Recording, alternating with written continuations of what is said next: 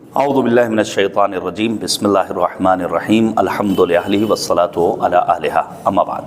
حضرات السلام علیکم ورحمۃ اللہ وبرکاتہ۔ بانی تنظیم خطیب اعظم مولانا سید غلام عسکری علی اللہ مقامہ کے اس جملے سے میں اپنی گفتگو شروع کرتا ہوں کہ ہماری قوم بے عمل نہیں بے خبر ہے۔ ظاہر ہے بے خبری الحمدللہ حالیہ چند برسوں میں کافی حد تک کم ہوئی ہے اور مومنین خبردار ہوئے ہیں۔ ذمہ دار علماء، واعظین، خطباء اور شعراء کے ذریعے بہت سارے دینی پیغامات پہنچ رہے ہیں، اور اب تو الحمدللہ ہمارے عام مومنین کا بھی شعور اتنا بلند ہو چکا ہے اور بصیرت میں اس حد تک اضافہ ہو چکا ہے کہ ان کو معلوم ہے کہ ہم کون سا کام سوسائٹی کے پریشر کے تحت انجام دے رہے ہیں اور کون سا کام اللہ کی رضا اور خوشنودی کے لیے۔ دیکھیے، سوسائٹی پریشر کے تحت کسی کام کو انجام دینے میں اللہ بہرحال خوش نہیں ہوگا۔ ابھی آپ نے دیکھا کہ چند روز قبل مؤمنین کٹگر کمال اور داؤد پور اور مؤمنین مچھلی گاؤں نے متحدہ طور پر اور ایک آواز ہو کر کے یہ فیصلہ کیا کہ ہمارے یہاں کسی مرحوم کے انتقال کے بعد عمومی کھانے کا وہ بندوبست نہیں ہوگا جو عام طور سے ہوتا ہے۔ دیکھیے، میں سمجھتا ہوں کہ اس کو فقط سیوم کی حد تک محدود نہ کیا جائے بلکہ 40واں اور دیسا اور برسی سب میں شامل کیا جائے، کیونکہ قوم اس وقت کہاں پر ہے، ہمیں کہاں ہونا چاہیے تھا، اس کا ہمیں اور آپ کو اب اندازہ ہو جانا چاہیے۔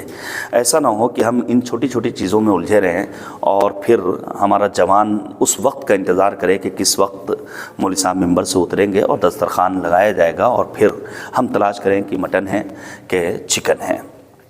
ہمیں بہت آگے جانا ہے۔ ہمیں اپنے وقت کے امام کا انتظار یوں ہی نہیں کرنا ہے کہ ہم اپنے رخسار پر اپنی انگلی کو سجانے اور پھر اللہم عجل ولیک الفرج کی آواز بلند کرتے رہیں، بلکہ میدان عمل میں اترنا ہوگا۔ ہمیں کالجز کے بارے میں سوچنا ہوگا، ہمیں یونیورسٹیز کے بارے میں سوچنا ہوگا، ہمیں ایسی اکیڈمک تعلیم کے بارے میں سوچنا ہوگا جو ہماری قوم کے جوانوں کا مستقبل تابناک بنا سکیں، جس سے قوم کا نام بھی روشن ہو، ملک و ملت کا نام بھی روشن ہو۔ میں امید کرتا ہوں کہ مومنین امبیڈکر نگر بالخصوص اور بالعموم پورا ہندوستان اس جانب متوجہ ہوگا اور سوسائٹی کا پریشر اپنے اوپر حاوی نہیں ہونے دے گا، بلکہ اللہ کی رضا کے لیے خالص قربتاً اللہ کی نیت کے ساتھ کسی بھی کام کو انجام دے گا۔ وہ دن دور نہیں جب ہم اپنے سماج میں اس قسم کی بیداری کو مکمل طور پر دیکھ لیں گے۔